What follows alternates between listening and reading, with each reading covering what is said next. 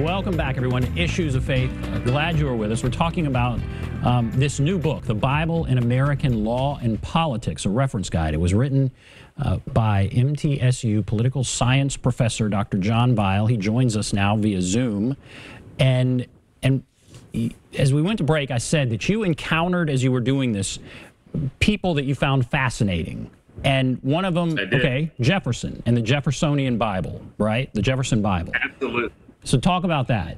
You know, it's an extraordinary story. Jefferson, of course, was a rationalist. He identified as a true Christian, by which he meant he was someone who believed the ethical system of Jesus, but he didn't believe in the miracles. He thought that was, opposed to the age of reason. And so on two different occasions, he sat down, took a Bible, and began clipping out the parts of the New Testament that he didn't think were valid. So you end up at the end of the Gospels, Jesus is buried, and there's nothing more. If a president did that, now he didn't publish them in his lifetime, but if a president did that today, I suspect they'd be ridden out of town on a rail. Now, I didn't know that. So he went through and oh, yeah.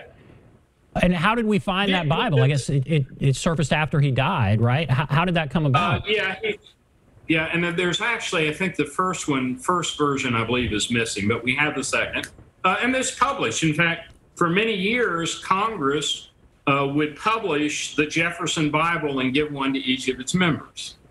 They don't do that anymore, but for a time they did. Well, that's amazing. That's quite interesting. It's a great story. There's actually an article about it in the Atlantic the most recent Atlantic magazine. So that's the Jefferson Bible. It is? Oh, go ahead. Well, let me mention, I'm going to back up a little bit. The first Bible ever to be translated into English from the Septuagint version, which was the Greek version, was made by a guy named Charles Thompson, who was probably the leading figure in the Continental Congress prior to the establishment of our Constitution. When the new government came in, they thought he was too old, and he spent the next 30 years of his life translating this Bible, which is actually a pretty good edition. And you also mentioned Julia B. Smith. Now, she lived from 1792 to 1886. So talk about Julia B. Smith. Yes. Well, remember I told you that the Bible was sometimes used in the issue by the suffragists. And she was one who, she inherited the farm, she and her sisters, from her father, and the town was taxing her unfairly. And so one of the ways she got back is several different times she made a complete translation of the Bible. Now, she had studied Greek, she picked up Hebrew on her own, and there's a general consensus today that the translation is a bit awkward and it never really caught on, but she partly did it to show that women are just as capable of intellectual activities as men are. So she translated the Bible from Hebrew. She did from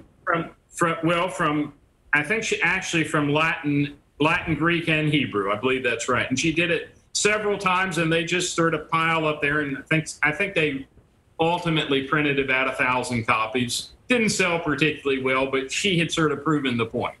How many people can translate the Bible from the original languages? Now, you also mentioned there's several other people. I'll give you one more. Noah Webster, Robert Aiken. Who else do you want to talk about? Yeah.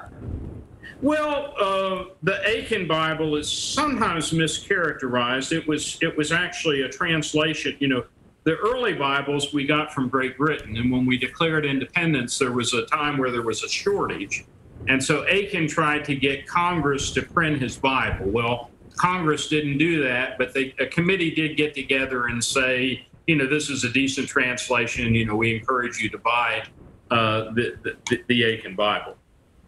And you said there are a number of contemporary Bibles that have been produced that clearly have political agendas.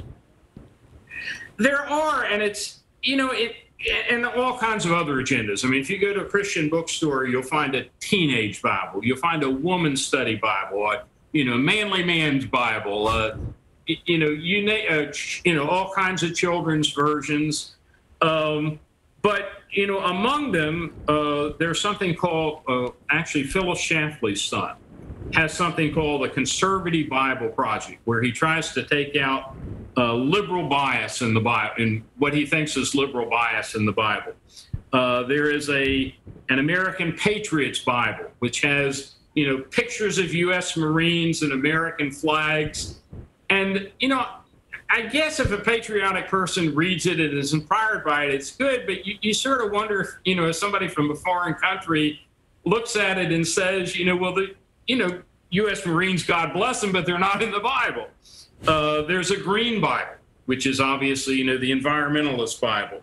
And more recently, since my book was published, I see there's a Pray for Life Bible by Joni Eareckson Tada. And I'm, apparently, sort of an anti-abortion, pro-life Bible. But again, I don't know.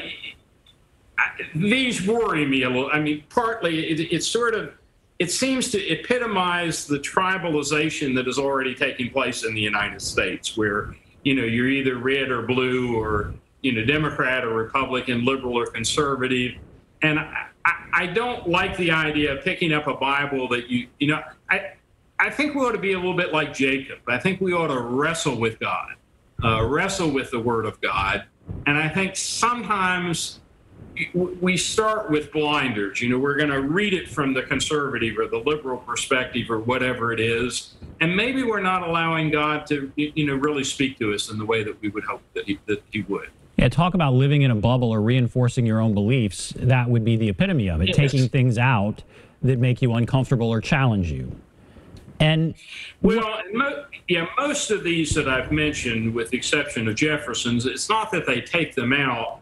It's that they, that they'll have lessons that tell you, okay, this is for free enterprise, or, this is where the Bible is pro-environmental. And I think the Bible probably is pro-environmental. But if you're just reading from that perspective, I suspect that you're probably missing a lot of other things that the Bible has to say. So we only have about a minute and a half left. The takeaway for you, all of this research distilled down, what do you want people to take away? Well, first of all, that the Bible's an important book. I have in my preface, I grew up singing the B-I-B-L-E. That's the book for me. It's an important book. It's a book that, has had a lot of influence on our history. And frankly, you can't really understand American history, American politics, and a lot of American literature unless you have at least, a fundamental knowledge of the Bible. So, what I hope it does is encourage people to say, well, I never knew the Bible had been applied to that. I'd like to read the Bible for myself and see what I think it says, or, compare different views. And now this says it's a reference guide. So where will it be? Are you envisioning Sunday school classes take this up, or is it the PhD student who's looking to write a doctoral thesis, or what do you think? I was really encouraged recently. My book on the American flag, somebody told me that her younger sister had used it for a report in high school. And I think somebody from high school and on up could read it. I think people get different things out of it. A lot of people, they want a report or they want some ideas.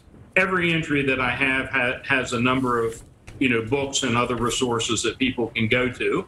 But, serious scholar, anybody I'd say from high school through a serious scholar. Dr. Weil, thank you so much for being with us. Here is the book, The Bible in American Law and Politics. Thank you for being with us. Thank you. Thanks to all of you for watching Issues of Faith. Have a great day, everybody.